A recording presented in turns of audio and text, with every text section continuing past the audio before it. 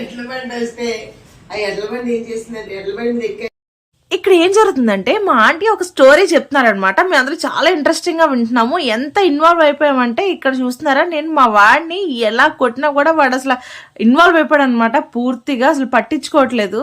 అదే టైంలో ఏం జరిగిందో చూడండి.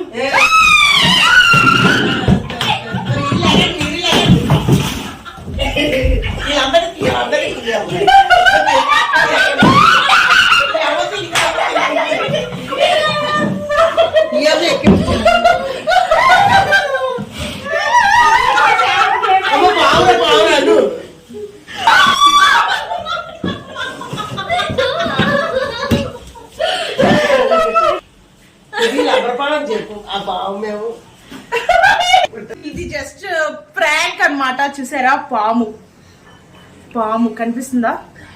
బుల్లులు బుల్లులు